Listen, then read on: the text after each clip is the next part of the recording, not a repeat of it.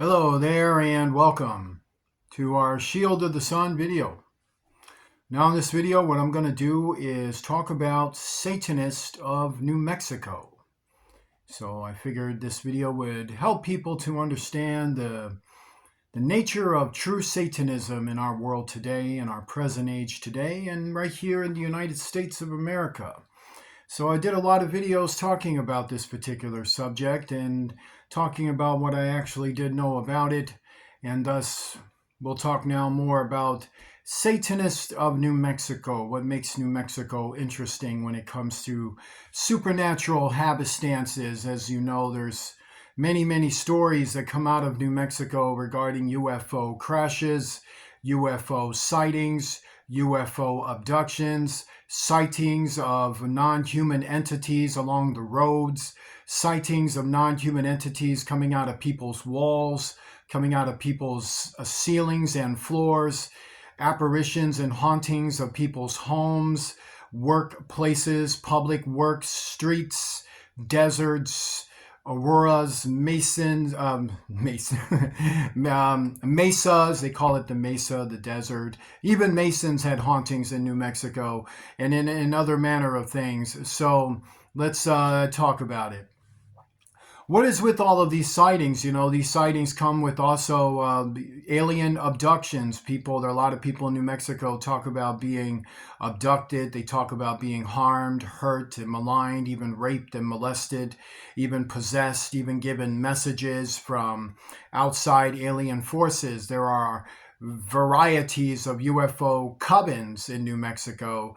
And then there are also space age groups in New Mexico who believe that one day the aliens will come down and give them a message of humanity and nature, and then everyone's going to get together and they're going to paint in the middle of the desert. And while they're in the mesa, they can sit out there and chant to the wind. And maybe some demons might come up from the desert. Maybe a necrocollatane might eat them until they realize this is a bad idea. So let's talk about it. What makes this interesting? So for one, you have to factor this thing. Why do so many stories of this sort comes out of New Mexico? Well, actually, you can find these things everywhere around the world. These things have happened all over the world, in every state and in every place.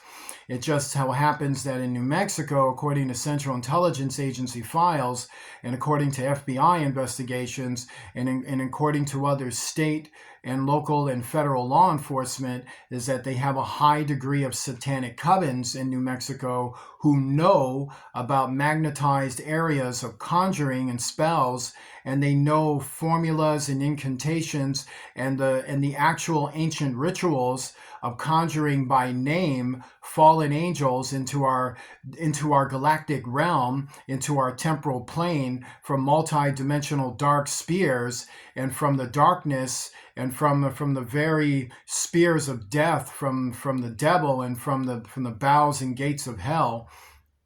They open up multi-dimensional doors relating to spears of demons and attract those spears to certain areas in New Mexico and conjure forth evil spirits into our realm to take astral plane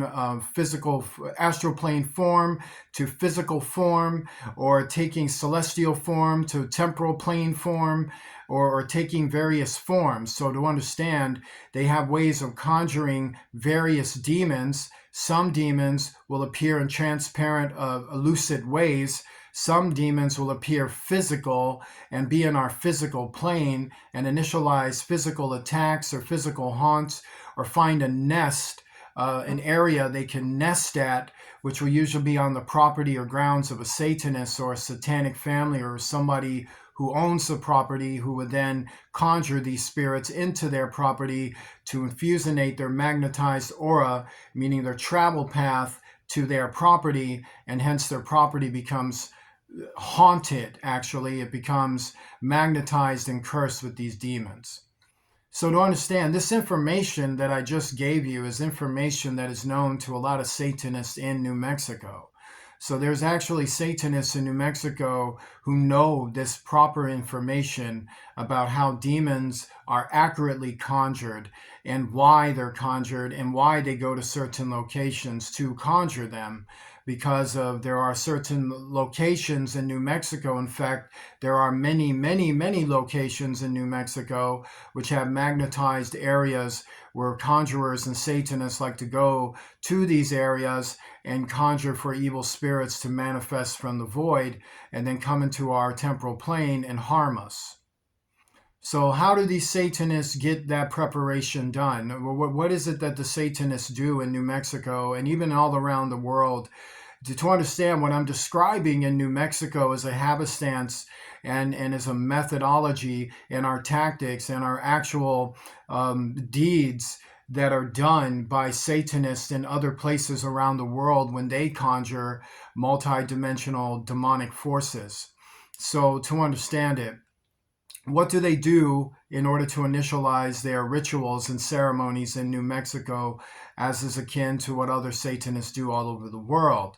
Well, the first thing they do is they learn Satanism. They learn real Satanism, so they have to learn how to get away with crimes. They have to learn how to lie. They have to learn how to steal. They are hypersexualized, so they learn to be pederasts or pedophiles. They'll learn to they'll have been molested. So many of these Satanists that are in New Mexico, usually a lot of them come generationally. They come by families whose legacy is tied to Satanism, to ancient Satanism. So they had ancestors that were into Satanism, and then they taught that to various persons in their family, and then down the line and down the line and down the line, coven members who are attached to these families would always teach a member of their family who's been chosen among the coven to carry on the line of the information of Satanism, so that they can then take those lessons into their families and continue to apply those same lessons of real Satanism. So to understand, the Satanists of New Mexico are risen out of households in New Mexico, and not everybody in the household is aware that they have a Satanist in their family, because of the way Satanism is structured in our world, that the members keep their identities a secret. They keep their coven meetings a secret. They keep their real intentions a secret. They keep their activities and their agenda a secret from outsiders of the coven. So to understand, let's say you're a family in New Mexico and your mom is a Satanist and the sons are not. Well, then the sons are not going to know what the mom's real intentions are, what the mom's real agenda is, what the mom's real purpose for the devil is. Let's say it's the father, let's say it's the mother and the father, or let's say it's the sons and daughters and not the parents. Then the parents are left out of the loop of what the sons and daughters are doing. They're being coached by other persons, and usually other members of the family within the coven, who will then teach other coven members related to them or non-related to them the activities for which the coven is all blood bound to participate in. And this blood bound is from the rituals and ceremonies they do among each other. So therefore, in a New Mexico household, if there's a Satanist in those households, usually 1, 2, or 3 are not going to tell the others who they are. So they got their own family, they got their own clique, they got their own people, and so therefore their family, their true family blood ties at that point go to the coven. It's the very coven members, the other Satanists, for whom they are considered loyal to and swear oaths to, and things like that. As they swear their oaths to Abaddon to serve him, that is what they make sure each member is doing, serving Abaddon. And thus they have a hierarchy to their satanic dealings, and thus that's how that will go. They may have a high priest or a high priestess, and things will go from there. So now what these Satanists seek to do is that they are going to now learn about Satanism. So they go through all the trials of that, how much pain they can take, how much destruction they can wreak, how much robbery they can engage in, how much murder they can engage in, and what they're rated on is how well they can get away with it. How well are they adept at lying, how well they are adept at deceiving, how well they are adept at doing that. So once that's all settled, they also learn how to engage in human sacrifices. So what happens here is that a lot of the Satanists in New Mexico have breeders, and these breeders are willing to hand over babies, and these babies are killed in very secret locations. To understand, it's secret. It's very secret to you because you don't know anything about it because you're normal. But to the Satanists, they know of it. To federal law enforcement, they know about it. Federal officers and state officers and local officers will know about what the Satanists are into. They will know that Satanists engage in satanic sacrifices in various areas of the Mesa and in various gullies of the Mesa and in very secret locations and caverns that are underneath the Mesa. And they will know there. They will know about the bridge areas. They will know about homes designated for that, property and lands designated for that, designated by the Satanists. No one else knows. They'll drive past it. It doesn't look like anything. They won't notice there's a hole over there where people go into a hole from another room from a home that is adjacent to the property, and then they'll go through that home and then go down into a cavern, have a satanic ritual, and then come out that hole running and screaming. They won't know about the Satanists and the gangs, that not every gang hit is about gang banging politics or the nature of their existence or organization, their criminal organization, but rather it's about something totally different. Like a gang leader might want you to shoot somebody pacifically because he is a Satanist and he wants to have a satanic ritual hit.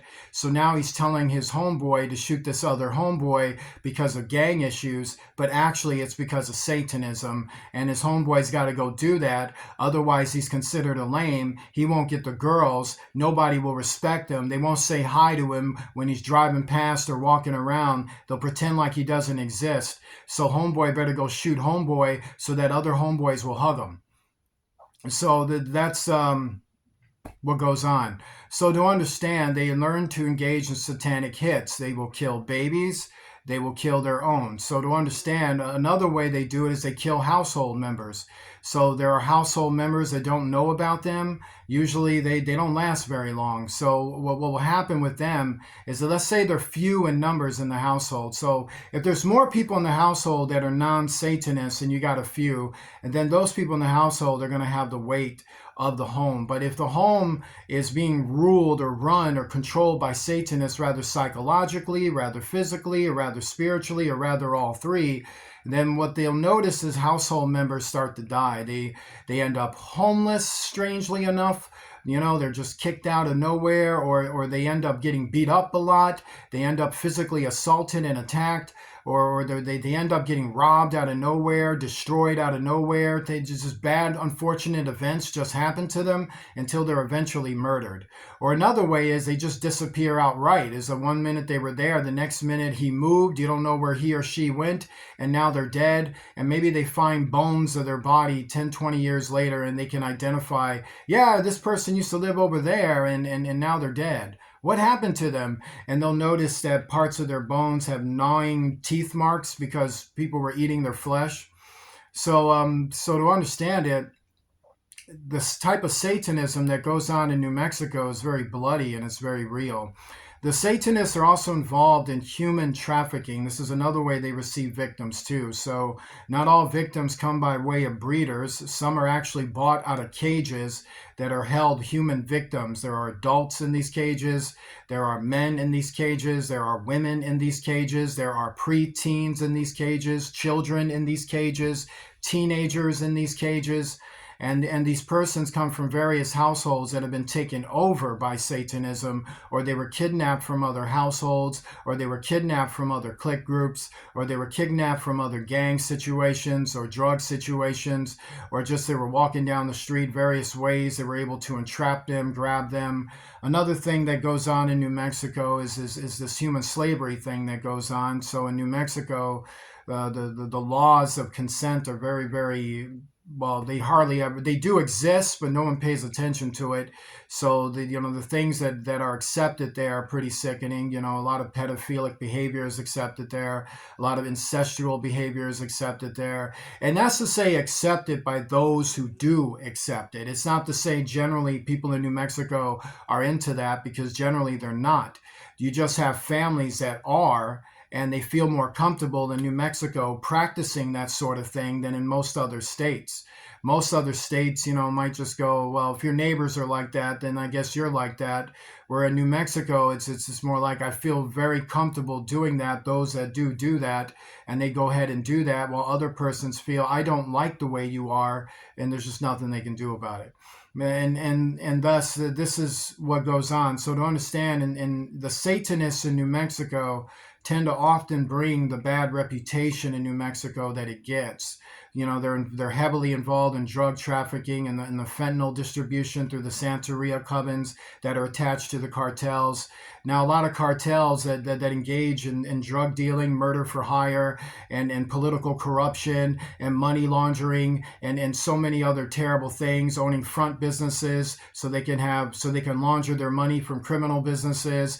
They can own entire blocks and areas. A lot of these cartel families are into hardcore Satanism. Like they engage in human sacrifices, like back in the days when they were like taking people on top of those temples and stabbing their hearts out. A lot of those cartel members like to engage in Aztecian satanic rituals, Mayan satanic rituals, Santeria and deep ancient satanic rituals coming from, the bowels of Satanism seen out of the dark woods of Spain and out of the dark recesses of the caverns of the Caribbean and Central America and North America. I mean, all manner of stuff, South America, and then in ancient dark rituals that they came to learn about in the multi-dimensional spells and formulas that are used to speak and conjure as they are sacrificing people in order to call down entities that appear like UFOs, that appear like lizard people, that appear as beastoids, so-called dogman,